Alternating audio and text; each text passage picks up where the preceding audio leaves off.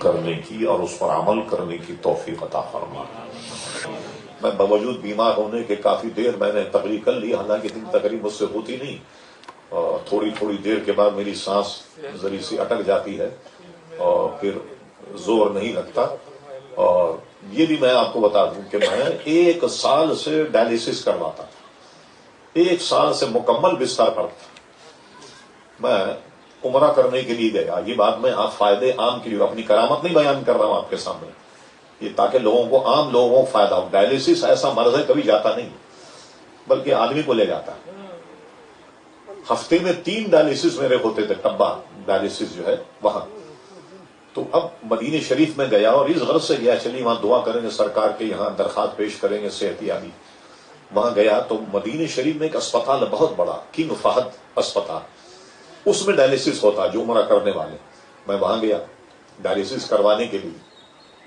ایک پاکستانی ڈاکٹر سے کہ ہمارے یہاں کے کراچی صاحب ہے وہاں، انہوں نے وقت لے لیا تھا کہ آگے ذرا دوائیوں کو دیکھا جائے، کچھ نشے و فراز کرنا، کچھ دوائیاں بڑھانی ہو، کچھ گھٹانی ہو، اس کو دکھایا جائے۔ ہم اس سے وقت لے کر کے وہاں گئے۔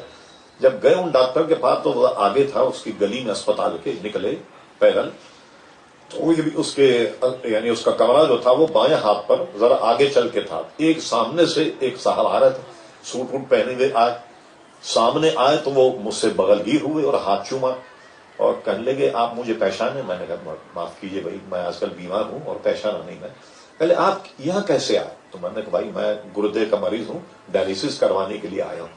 یہ بات کسی صوفی نہیں، ڈاکٹر نے مجھ سے کی۔ کہنے لگے آپ مجھے تو نہیں پہچانے، آج سے 25 برس پہلے آپ ٹھٹا آئے، ایک میڈیکل اسٹور ہے سلیم میمن کا میڈیکل اسٹور، وہ جلسے کرواتے تھے ہر سال، وہاں میں آپ سے ملا تھا۔ میں نے کہا بھائی تو آپ کی مہربانی، آپ نے پہچان لیا۔ تو کہنے لگے آپ کس چکر میں پڑ گئے؟ میں نے کہا بھائی ڈائلیسس کرواتا ہوں میں تو، یہاں جو مشہور دنیا کا ڈاکٹر ہے ادیب رضوی، اس کو دکھایا۔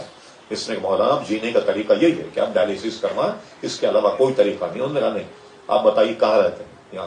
میں نے بتایا کہ ہمارے ساتھی۔ کہنے لگے آپ ٹھہرے، یہاں ایک کنواں ہے، اس کا پانی گردے کے لیے بہت مفید ہے، آپ وہ پانی پیے۔ میں نے کہا وہ کہاں ہے؟ میں نے جب معلومات کی تو انہوں نے بتایا اس کا نام بیر روا ہے۔ میں نے کہا آج سے 4 سال پہلے میں وہاں گیا تھا اور اس کا پانی پیا ہے۔